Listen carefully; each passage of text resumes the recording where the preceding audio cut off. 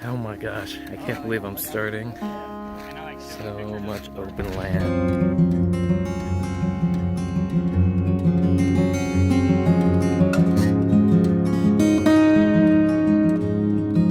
September 11th, finished the Pacific Crest Trail.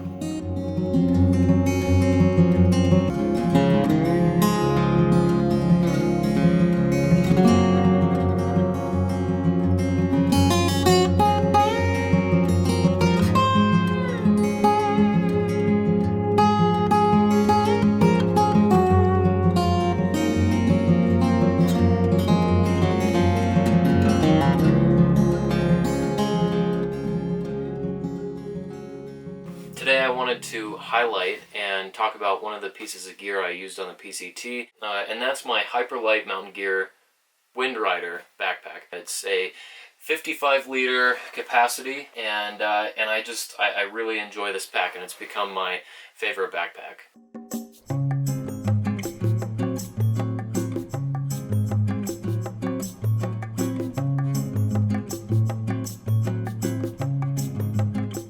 When I was looking for my backpack for the PCT, I spent a long time researching kind of the different features and volume, and as I'm sure you know, if you're in the market for a backpack, it can be super overwhelming. I landed on this one, and I found it on eBay for around $150, and it ended up working out just fine for me. I feel like you can do just about anything in it. I've taken it climbing, taken it grocery shopping, taken it hiking, obviously. So now I kind of want to talk about the features that it has.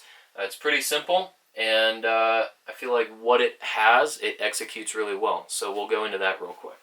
Okay, so as you can see here on the back, it kind of keeps its frame, and that's because of two frame stays that go up the entire portion of the backpack. I found them to be really awesome. I tried going frameless on some recent hikes. You could check out my video that I did on the Bangtail Divide Trail. That was with a frameless backpack, and though I really liked certain features and functions of that, I find that I just need some support, and I think this backpack does it really well. So you can tighten down these nice hip belts and take the load off your shoulders. After 2,600 miles from the PCT, the zippers definitely are getting pretty sticky, but they still work. I usually put my phone in one side, and then either snacks or my bug net, and then small accessories in the other one. And then the shoulder straps, pretty straightforward. The sternum strap works well. This little piece of duct tape here. This was from the desert, and I put it on there when I hiked about 140 miles in a dress. Why I did it, don't really know, other than it being kind of a send-off to the desert, and why not do it? So anyways, I put on this piece of duct tape here because it was rubbing on my chest and it scratched me. So anyways, that's a fun little detail that I like seeing. It's shredded apart now, but I don't really want to take it off because it's always a little reminder of that little portion of my journey on the PCT. I made this little snack bag. I've gotten a lot of questions about it. It's super handy for my sunglasses, and I really enjoyed having that pocket, and I think that's the reason why my one pair of sunglasses. Coming up to the top of the back here, this top strap connects to a strap on the front of the backpack, and it's used kind of as a compression strap, but I also saw people that would put their bear cans on here. I would always put my fresh bag of chips when I was going out of town on there, and it's a really great spot for storage up top. Okay, then onto the front, here's that compression strap. We'll just move that out of the way. This is a bandana I had. I actually found it to be the most useful for identification. So if we got a big hitch in the back of a pickup truck, or if I went into a restaurant or something in town and there was a dozen backpacks on the ground, I could always spot my backpack out pretty easily, because there's a lot of Hyperlite packs on trail, but not a lot of backpacks with this orange bandana. So we got a big mesh pocket on the front. It holds so much stuff. I put all of my wet things whenever it was raining, or my quick grab items. My ground sheet always stayed outside here, and I folded it in such a way that fit perfectly in the back. My cold soaking jar would go in here, some of my tent stakes, and other accessories like that. It was super handy. There would be times that I maybe was frustrated or hiking along and get stuck on branches behind me from brush hanging down, and to my surprise never ripped it at all. So I was thoroughly impressed with this mesh given how thin it is. The mesh pockets on the side have this kind of diagonal strap here, and that made getting them in and out while I was hiking super easy. And that was really important to me, to be able to just take out my water bottle while I was hiking, drink, and then put it back in. You can also put bear spray. My cold soaking jar would fit in here just fine, and so that worked really well. On the inside of the backpack you have one big pocket, and that's about all you get. There is a separation pocket right along the back, and I imagine you could use that with a hydration bladder or something, but that's not really my thing, so I never use that for that. Maybe if you had papers, you could stuff those along the side, and so they wouldn't be as prone to getting snagged on all of your precious cargo. Last thing on the inside is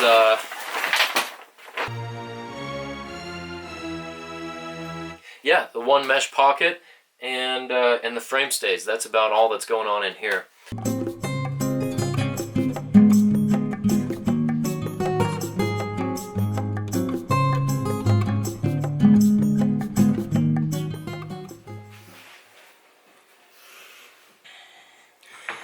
Okay, so it wouldn't be a full review if I didn't talk about the things that aren't really good about this pack, or that I don't like about it. I already mentioned that the bottom pocket on other packs that I've used is really awesome, and that this doesn't have it. That's a pretty small gripe for me, and one that I can make do with like a fanny pack or something like that. The other thing I could see people not liking about this backpack is that there's no mesh on the back panel.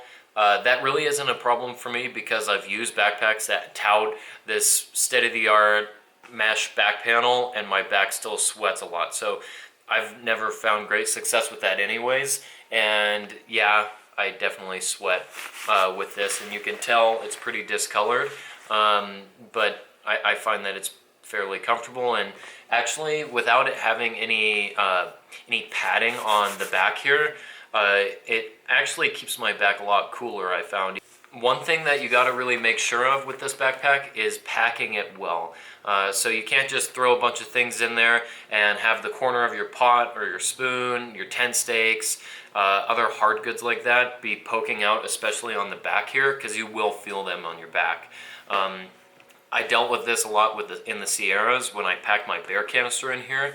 It was like the perfect puzzle game every morning that got really tiring, to be able to get this thing packed really comfortably. Because if I just threw my bear can in the center, it would go in between the frame stays and be super uncomfortable.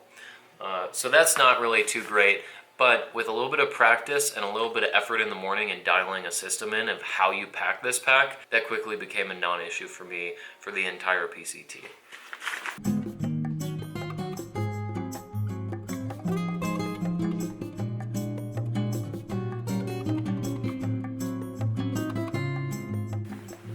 Okay, overall, I think this backpack is wonderful. It is an expensive backpack, so I would recommend this for anybody for all of their gear needs. I don't know if it'd be worth it to me to buy it full price, though I'm never a person that will want to buy things full price. I'll take having a little bit of patience and searching around and waiting until I find a good deal on things, and that was the same case with this backpack. I found it on eBay for only 150 bucks. And I think for what I paid for it and what I got out of it, and it'll continue to provide me, is well worth what I spent.